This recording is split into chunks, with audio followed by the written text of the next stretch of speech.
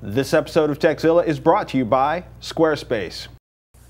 Time to get our AC Nation on. We received two strikingly similar email questions, one from Jason in Wentzville, Missouri, from Michael in Metro Detroit. Jason has an Xbox 360, Michael has a PlayStation 3, and we thought we'd put them in a box and let them fight it to the death. No. Yeah. They both want to stream. You're a freak, man. They both want to stream their backed up DVD videos to the respective consoles without first compressing the files into a compatible format, because that takes forever.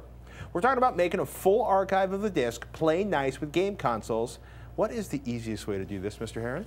Software. Software is your friend in this case. A couple of great programs. Transcoding media servers. Totally. Essentially what we're going to do is create a DLNA server using our personal computer, and then you can access your library of content. In this case, I'm using a thumb drive with some content on it. This could be a NAS device or some other store. It could be stored locally on the computer, wherever you keep your content.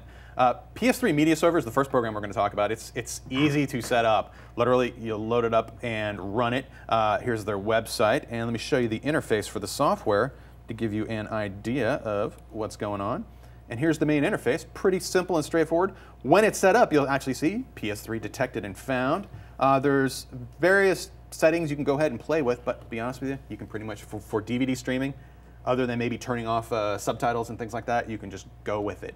So you basically install it, point it at the file or the server where your ISO rips are, and you're totally. That's the extent of it. And it also supports things like pictures and music as well. On the PlayStation side of things, you actually then are given another option. I'm under the video category, PS3 Media Server running off of my notebook, and boom.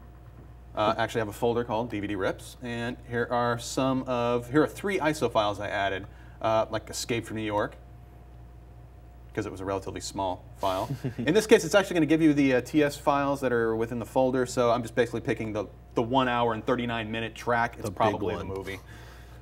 And this is over a wired connection. I believe it's gigabit, and it should start up pretty quick. I was doing this at home last night. Performance was generally pretty good.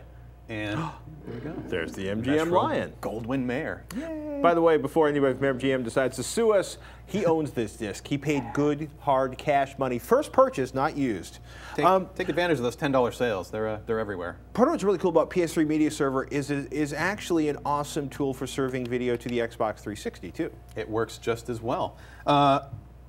There's pretty much, the Xbox 360 is also a DLNA compliant media server. Here, let me stop playback on this. You also have all the playback controls, by the way, at least on the PS3. But so nice. Turn that off. Except for if you're on the 360, TVersity actually has a lot of presets designed specifically for that game console as well. They have a free and a pro version available, and it has solid community support. Let me actually bring up their wonderful website. Do you need to pay for the pro version of TVersity? Not unless you want to explore some of the features, like they have basically the ability to stream that content to a mobile device. Ooh. And some other cool, nifty features that you might want to pay for. They also ask for donations as well, but here's the main interface for TVersity once you get it installed. And under my library, I added Escape from New York again. The difference here, though, is that I found out that my ISO files weren't compatible with TVersity, or at least it wasn't seeing them. But when I added the folder with the TS video folder, or the video TS folder and the audio TS folder, it sees that just fine. So in this case, going back to the PS3 as our example, it was having subfolder not happy. Yeah, it wasn't seeing it. Right. But as soon as I added just the folder structure, boom, all of the content was there. I have a feeling they would rather you convert these files to something like an MKV file, and then import it into your library within TVersity. But let me go to, in this case, video. Should pop up here, hopefully. Folders. Oh, I'm getting lost. Oh, there it is. The problem I was running into in this particular case, and why I suggest maybe converting that file into something else, was because it puts it literally into the VOB files. Oh. And so I went with the first 25-minute VOB file, VOB file, and it starts to play back just fine. But after 25 minutes, like a win for PS3 Media Server. For ISO files in particular, if you've already converted your media into another format, you could probably go either way. And TVersity's RSS subscription service as well, if you're into web video of various kinds, they offer support for that. Or And they also have an optional browser toolbar that probably gives it an edge if you're into bringing the web video to the big screen. As I said, both programs bring pictures, music, and video to an HD game console or to other DLNA compliant players, including a lot of the new TVs that are out there as well. Got the cord, man. Exactly. And PS3 Media Server is about as easy as it gets when it comes to the install, the setup, and the use. And it's free. It is. You can always donate to these wonderful programmers that are out there doing it, but there you go. That's a very good idea. That's how you stream some content. Andy from Allentown, Pennsylvania writes in, I'm using the Sony Blu-ray player running through a Pioneer receiver on my Samsung LCD, covering all the CE bases.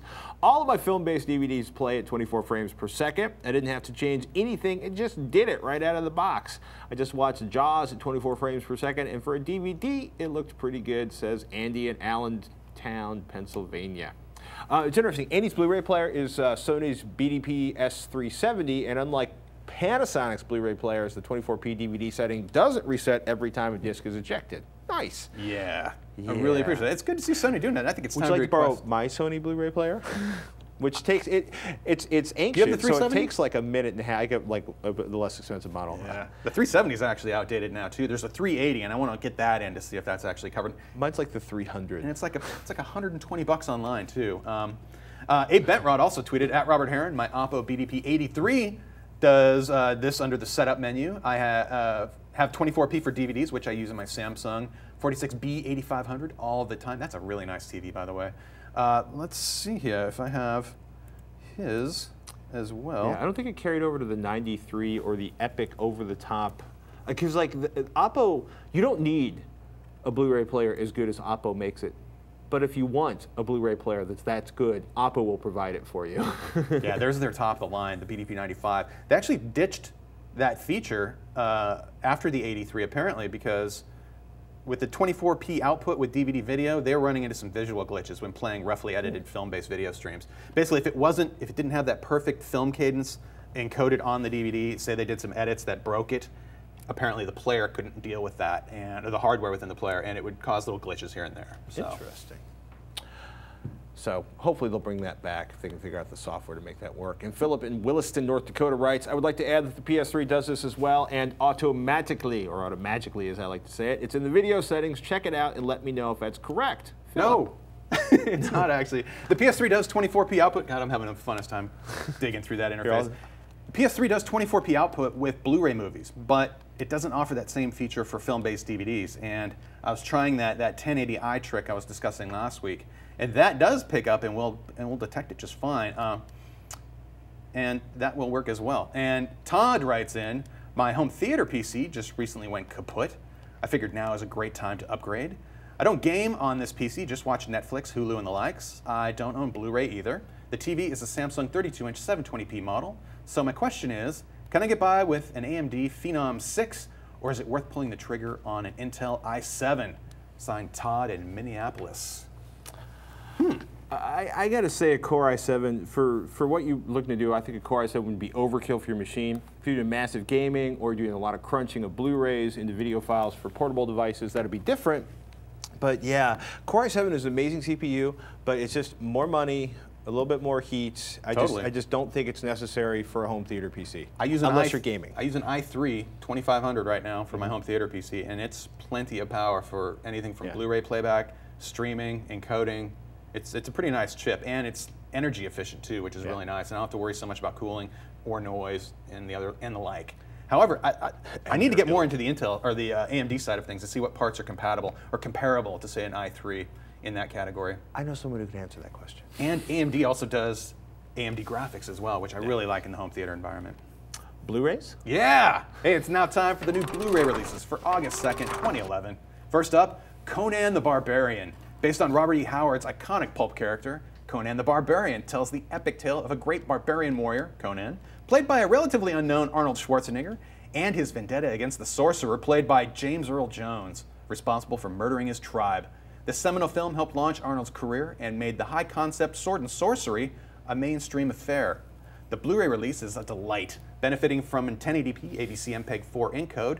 The visuals are, for the most part, excellent. However, high-def Disc Digest does complain about hit-and-miss black levels and issues related to the film print used in the transfer. Master DTS audio was also a high mark.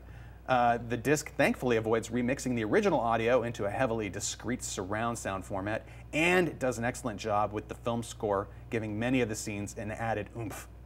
The extras are the same ones featured on the DVD release, plus 2 HD extras, Art of Steel, Sword Makers and Masters, and Conan from the Vault. Next up, The Magnificent Seven. Previously only available as a box set with its 3 sequels, this 1960 classic is now available on its own in Blu-ray. Starring Yul Brynner, Steve McQueen, Charles Bronson, and more, this film is presented in a 2:34:1 aspect ratio with the DTS HD Master Audio 5.1 soundtrack, all on a single 50GB disc. Extras are the same as what came in the box set, an audio commentary with the assistant director, producer, and actors James Colburn and Eli Wallach, a 46-minute making-of featurette, a 14-minute featurette of images from the film, and a 14-minute featurette focusing on the film's score. Also released this week, Better Off Dead. This 1985 teen rom-com stars John Cusack and comes on a single 25GB Region A lock disc. The video is presented in a VC1 codec with a 1:7:8:1 aspect ratio and includes both the DTS HD Master Audio 5.1 and 2.0 soundtrack. High Def Digest was impressed with the video quality, citing brilliant colors, crisp whites, deep blacks, and detailed textures. The only drawback was that 1 or 2 of the scenes seemed poorer than average, likely due to the film's age. Unfortunately, the only extra is the original trailer.